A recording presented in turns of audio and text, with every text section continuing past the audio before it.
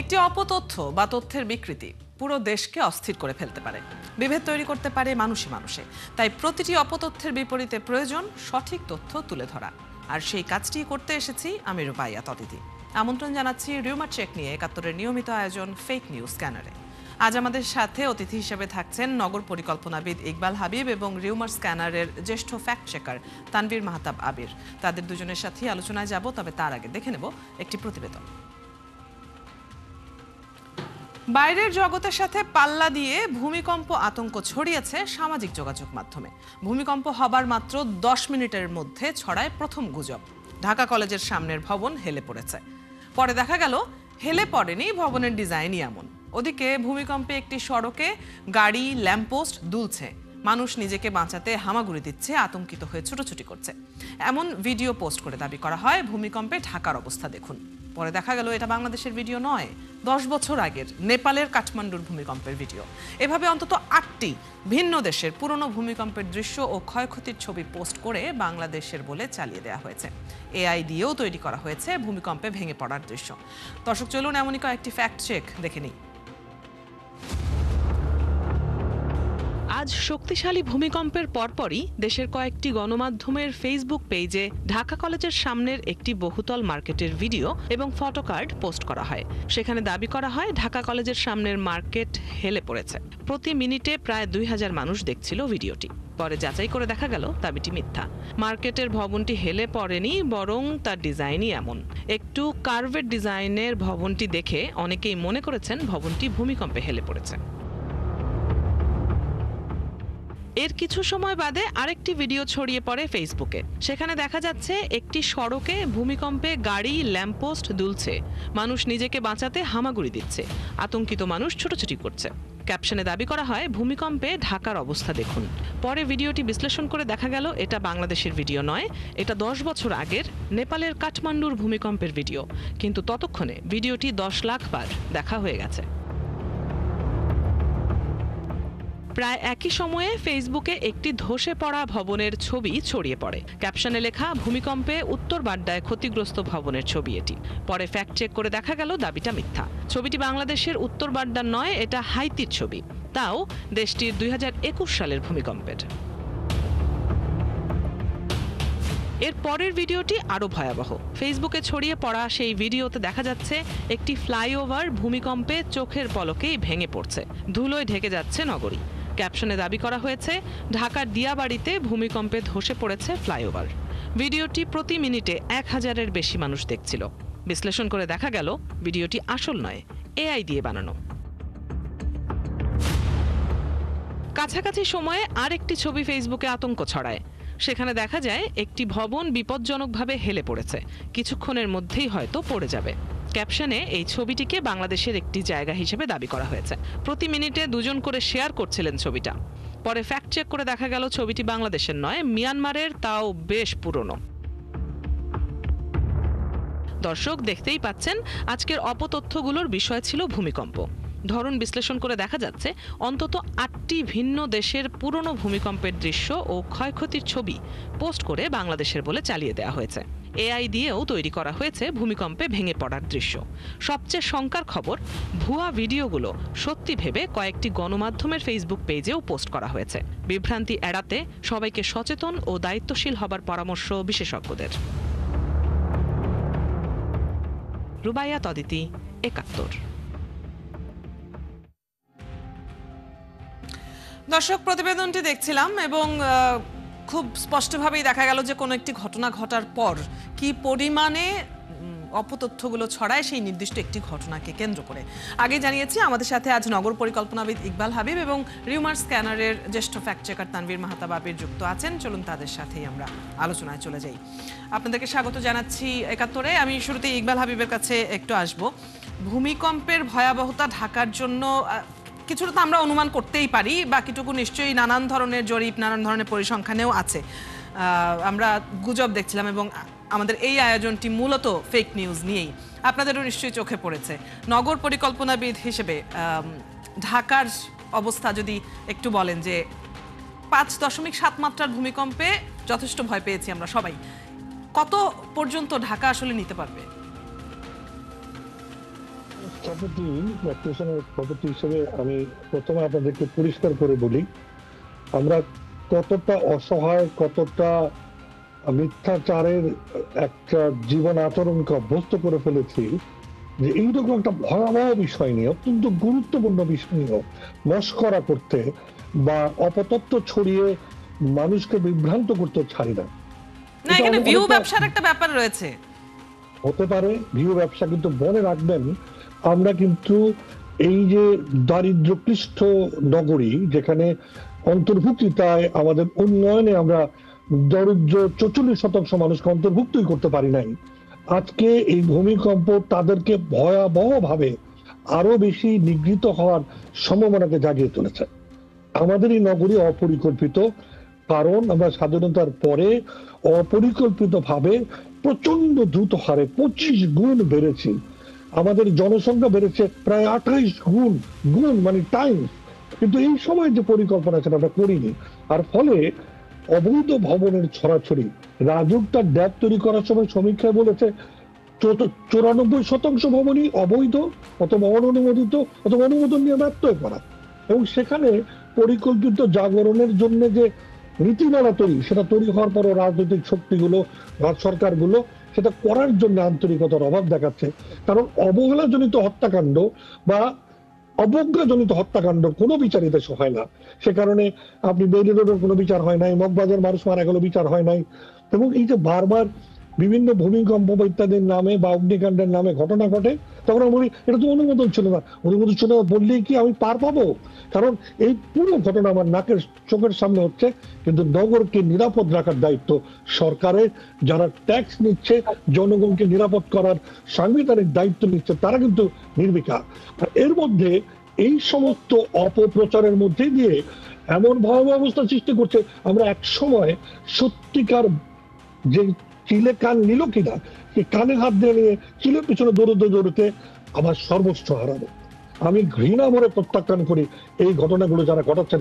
শুধু একটা কথা এখনই শুরুতে বলে রাখি, তানভীর সাহেব যে কাজ করছেন এই কাজটা সাধুবাদ দিচ্ছে ঠিকই, কিন্তু আমি পরিষ্কার করে বুঝি এদের যদি শাস্তি আপনি এখনই না দেন, এই অবজ্ঞা, অবহেলা এবং এগুলো দিয়ে বিড়ম্বনা এবং প্রতারণা করার মধ্যে দিয়ে জাতির মনোগঠনে, তার ঐক্যবদ্ধ আচরণে, আচরণ সিদ্ধতায়, জাতির পুনর্গঠনে যে বিরাট ফাটল তৈরি করছে, সেই ফাটল ভূমিকম্প ফাটল হচ্ছে কোন অংশ। সেখানে আমাদের দৃঢ় আচরণ সরকারকে নিশ্চিত করতে হবে। নিশ্চয়ই। তানভীর মাহতাব আবিরের কাছ থেকে একটু বুঝে নেই যে আজকে সারাদিন কি দেখলেন ভূমিকম্প নিয়ে। আমরা আমাদের প্রতিবেদনেই 5টা গুজব দেখাচ্ছিলাম, আপনি নিশ্চয়ই এর চেয়ে আরো অনেক বেশি দেখেছেন। ধন্যবাদ। এখনো কিন্তু 10 ঘন্টাও হয়নি ভূমিকম্প সংঘটিত হওয়ার পর থেকে। এর ভিতরে আমি যদি এখন আমার সর্বশেষ যে ডাটা আমার কাছে আছে, যে আমরা 18টা গুজব শনাক্ত করেছি এই একটা সিঙ্গেল ইস্যু নিয়ে, যেটা আসলে আমরা নিয়মিত বিভিন্ন ইস্যু কভার করি। তো এই ইস্যু ভিত্তিক যদি বলি, খুব কম সময়ের ভিতরে এত গুজব আসলে আসে না আমাদের কাছে সাধারণত। এটা আসলে এই পরিমাণ দেখে আসলে বোঝা যাচ্ছে যে আসলে কি পরিমাণ সারাটা দিন গিয়েছে আসলে আমাদের জন্য, বা যারা গুজব প্রচার করছেন তারাও হয়তো অনেক ব্যস্ত। প্রচুর ছবি, পুরনো ভিডিও, এআই ছবি ডাউনলোড করতে হচ্ছে, তাদেরকে প্রচার করতে হচ্ছে। এবং একটা আশঙ্কার বিষয় যেটা আপনিও বললেন, যে বাংলাদেশের বিভিন্ন গণমাধ্যমে প্রচার হয়েছে, এমনকি ভারতেরও আমরা দুটো টপিকে ভারতের গণমাধ্যম এবং মূলধারার গণমাধ্যমে, আপনার টাইমস অফ ইন্ডিয়ার কথা আমি বলতে পারি, যে তারা পুরনো ছবি প্রচার করে বলছে যে এটা বাংলাদেশের আজকের ভূমিকম্পের ছবি, অথচ এটা তাদেরই দেশের 2016 সালের একটা ছবি। তারা সেটা বলছে বাংলাদেশের আজকের ভূমিকম্পের ছবি। রিপাবলিক বাংলা সবাই চিনে, এটা একটা গুজববাজ একটা টিভি হিসেবে ভারতের। তারা বাংলাদেশের ফ্লাইওভার ভেঙে পড়েছে এরকম একটা ভিডিওকে বলছে, এআই ভিডিওকে তারা বলছে যে বাংলাদেশের ক্ষয়ক্ষতির দৃশ্য এটি। তো এই ধরনের বিষয়গুলো মেইন স্ট্রিম মিডিয়াতে চলে এসছে, এবং এটা খুবই দুঃখজনক যে ক্রস চেকের কোনো সুযোগ রাখেনি তারা। আমরা বাংলাদেশের গণমাধ্যমগুলো যেগুলো আজকে প্রচার করেছে, ভুয়া যে ভিডিওগুলো বা যে ছবিগুলো, আমরা 2-1টি কল দিয়ে আসলে নিশ্চিত হয়ে যেতে পারছি যে ওইখানকার এলাকাতে। কিন্তু এটা খুবই দুঃখজনক যে গণমাধ্যম কিন্তু তার যে রিসোর্স বা যে সক্ষম সক্ষমতা এটা ইউজ করে না, বা আমরা মনে করি যে এটা হয়তো অবহেলাই করছে এই জায়গাটাতে। কারণ আমরা যেখানে মানে একটা জায়গা থেকে পাচ্ছি যে এক দুইটা কল দিয়ে নিশ্চিত হতে পারছি যে এখানে তেমন কিছু ঘটে নাই, গণমাধ্যম কিন্তু অনেক বেশি সুযোগ এটার ক্ষেত্রে। তাই এটা আমি মনে করি যে তাদের এটা অবহেলার জায়গা, এটা থেকে কিন্তু অনেক বেশি স্প্রেড হচ্ছে। আমরা গণমাধ্যমগুলো হয়তো ভিডিওগুলো সরিয়ে নিয়েছে, কিন্তু এই ভিডিওগুলো ডাউনলোড হয়ে আমরা এখনো, আমি কিছুক্ষণ আগে স্ক্রল করছিলাম, দেখলাম যে মানে যে গণমাধ্যমগুলো সকালে ছড়িয়েছে সেই গণমাধ্যমের ভিডিওগুলোই বিভিন্ন অ্যাকাউন্টে ছড়াচ্ছে তাদের লোগোগুলো দিয়ে। এবং এই যে অবহেলার জায়গাটা, এটা নিয়ে আসলে নগর পরিকল্পনার ক্ষেত্রেও অবহেলার কথা নিয়েই আলোচনাটা শুরু হয়েছিল। এই আলোচনায় আমরা ফিরবো, আপনাদের দুজনকে অনুরোধ করবো আমাদের সাথে থাকবার জন্য একটা বিরতির সময়। বিরতির পর আবারও আমন্ত্রণ জানাচ্ছি রিউমার চেক নিয়ে ৭১-এর নিয়মিত আয়োজন ফেক নিউজ স্ক্যানারে। সরাসরি চলে যাচ্ছি আমাদের অতিথিদের কাছে। ইকবাল হাবিবের কাছে জানতে চাইবো, এর আগে আমরা কথা বলছিলাম এবং ঢাকার অপরিকল্পিত যে পরিস্থিতি তা নিয়ে কথা হচ্ছিল। যদি এর চাইতে বড় মাত্রার ভূমিকম্প, যেটার আশঙ্কা করা হয়, বিভিন্ন সময় ভূমিকম্পের পর আমরা দেখি যে ৮ মাত্রা ৯ মাত্রার পর্যন্তও তো আসলে ভূমিকম্প যেতে পারে। কোনো সমাধান কি আদৌ আছে? মানে ঢাকা ইতিমধ্যে যেভাবে দাঁড়িয়ে গেছে, ঢাকা কেন্দ্রিক যেভাবে হয়ে গিয়েছে আমাদের সবার জীবন, কোনো সমাধান কি আদৌ আছে ঢাকাকে বাঁচানোর? আমার মনে হয় আলোচনাটা সেটাই করা উচিত। আজকের দিনে এটি সবচেয়ে গুরুত্বপূর্ণ আলোচনা। সমাধান হচ্ছে ড্যাব যখন তৈরি করা হয় তখন পরিষ্কার করে একদম রাষ্ট্রপতি স্বাক্ষরিত সিদ্ধান্ত, জরুরি ভিত্তিতে এই ৯৪% অবৈধতার বিরুদ্ধে একটি নীতিমালা তৈরি করে প্রত্যেকটা ভবনকে নিরাপদ করার প্রক্রিয়া চালু করতে হবে। এই প্রক্রিয়া ২ থেকে ৩ বছরের মধ্যে সমাধান করা সম্ভব। যেখানে একেবারেই অযোগ্য, যেগুলো কোনোভাবেই রাখা যাবে না, সেগুলোকে ছাড়া পুনর্দৃঢ়করণ, পরিমার্জনকরণ অথবা কাঠামোগতভাবে তাকে প্রণোদিত করে এই অবস্থা থেকে বেরিয়ে আসা যায়, ব্যবহার পরিবর্তন করার মধ্যে দিয়ে বেরিয়ে আসা যায়।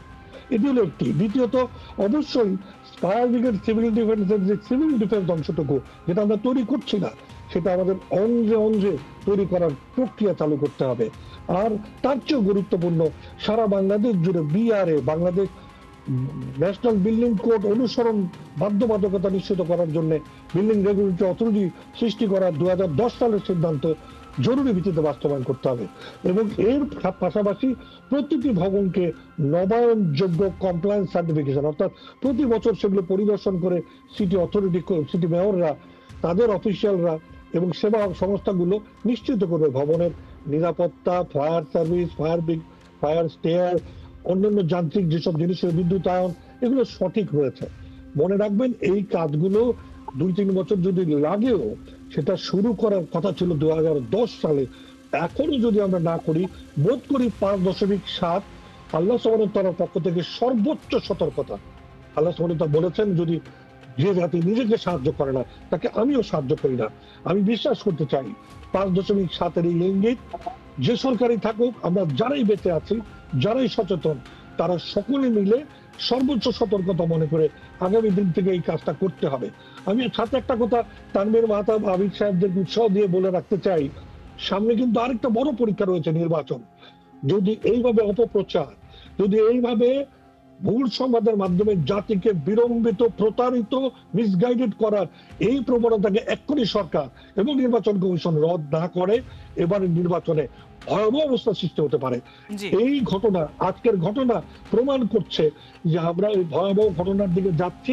এখনই সাবধান হতে হবে ওই কথা চিন্তা করে। অবশ্যই। এবং আমার মনে হয় তানভীর মাহতাব, আবির সহ যারা ফ্যাক্ট চেকিং এর কাজটা করেন, তারা নিশ্চয়ই এটা নিয়ে এক ধরনের মানসিকভাবে প্রস্তুত থাকেনও। আমরা মাইলস্টোন ট্র্যাজেডির সময়ও দেখেছি যে ভীষণ পরিমাণে ছড়িয়েছে, দিনের মধ্যে অসংখ্য খবর এরকম ছড়িয়ে গিয়েছে। আপনার কাছে জানতে চাই যে যেমনটি ইকবাল হাবিব বলছিলেন যে ইস্যু কেন্দ্রিক যে বিভিন্ন গুজব খুঁজে বের করার যে কাজটি, সেটির জন্য কি আপনাদের আলাদা ধরনের কোনো এক্সপার্টিস আছে কিনা? আচ্ছা, ইকবাল হাবিব সাহেব যেটা বললেন যে প্রস্তুতির ব্যাপার, আমরা আসলে প্রস্তুতি যেটা বলতে চাই, আমরা মনে করি যে সব গণমাধ্যমেরই প্রস্তুতি থাকার দরকার। যেহেতু আমরা আজকের উদাহরণটাই বললাম যে গণমাধ্যমে যে কম সময়ের ভিতরে যে ভুল নিউজগুলো করলো এবং সেটা থেকে যে বিভ্রান্তি, তো আমরা আমাদের জায়গা থেকে সর্বোচ্চ চেষ্টা করে যাচ্ছি এবং অক্লান্ত। আপনি দেখেন যে আজকে শুক্রবার, ছুটির দিন, আমরা কিন্তু কাজ বন্ধ রাখিনি, কারণ কাজ বন্ধ রাখলেই গুজবগুলো আরো বেশি ডানাওয়ালা পেত এবং এমনও হতো যে হয়তো টক শোতে হয়তো আলোচনা করতো। আমরা এমনও দেখেছি বিগত রিসেন্ট টাইমেই অনেক গুজব টক শোতে অতিথিরা আলোচনা করছেন, যেটা আমাদের জন্য খুবই দুর্ভাগ্যের বিষয়। তো এই জিনিসগুলোতে আমরা আলাদাভাবে প্রস্তুতি বলতে মানসিকভাবে আমরা একটা ধারণা রাখি, কিন্তু এই ভূমিকম্পের বিষয়টা আমরা কিন্তু এর 1 ঘন্টা আগেও জানতাম না যে ভূমিকম্প হবো। এই জিনিসটা কিন্তু খুবই খুবই একেবারে আকস্মিক একটা ঘটনা, কারণ আমরা একটা নির্বাচন একটা ইস্যুর ভিতরে আছি এবং নিয়মিত এটা নিয়ে আলোচনা হচ্ছে, গুজব প্রচার হচ্ছে, আপনারা নিজেরাও জানেন। তো আমরা এটা নিয়ে একটা প্রস্তুতির ভিতরে আছি, কিন্তু এই ধরনের যে আকস্মিক ঘটনা এবং এই ঘটনাগুলোকে পুঁজি করে যে একটা ভিউ ব্যবসা বা গুজবের যে একটা রমরমা বিষয়গুলো, এটা আসলেই একটা আমাদের মানসিক প্রস্তুতির একটা ব্যাঘাত ঘটায়।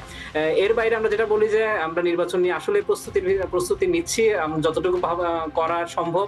আমাদের ক্ষেত্র থেকে এআই বলেন বা এই ধরনের যে ধরনের নতুন নতুন টেকনোলজি গুলো আসছে, সেগুলোকে মাথায় রেখে আমরা কাজ করছি এবং মানুষকেও সচেতন করার যতটুকু সম্ভব আমরা এই ধরনের প্রোগ্রামগুলোর মাধ্যমে আমরা একাত্তরকে ধন্যবাদ জানাই। অসংখ্য ধন্যবাদ। অনেক বড় একটি কাজ এবং এই সময়ের জন্য বিশেষ করে ধন্যবাদ জানাচ্ছি আপনাদের দুজনকেই আজ আমাদের সাথে যুক্ত হবার জন্য, এই আলোচনায় অংশ নেবার জন্য। দর্শক, এতক্ষণ আমাদের সাথে ছিলেন নগর পরিকল্পনাবিদ ইকবাল হাবিব এবং রিউমার স্ক্যানারের জ্যেষ্ঠ ফ্যাক্ট চেকার তানভীর মাহতাব। কথা হচ্ছিল তাদের সাথে। আপনারা আছেন ফ্যাক্ট চেক নিয়ে ৭১-এর নিয়মিত আয়োজন ফেক নিউজ স্ক্যানারে। প্রতিদিন আমরা রিউমার দূর করতে হাজির হব ঠিক একই সময়ে একইভাবে। আপনারাও যুক্ত হতে পারেন। যে কোনো খবর যদি আপনাকে সংশয়ে ফেলে সেটির একটি স্ক্রিনশট আমাদেরকে মেইল করতে পারেন fns.71tv@gmail.com অথবা ফেসবুকে যোগাযোগ করুন www.facebook.com/fakenewsscanner। আমরা সেই তথ্যের ফ্যাক্ট চেক করে আপনাদের জানাবো। চটকদার শিরোনাম দেখেই ক্লিক করবেন না। বিশ্বাস আর প্রতিক্রিয়া জানানোর আগে ফ্যাক্ট চেক করুন। থাকুন ৭১-এর সাথে।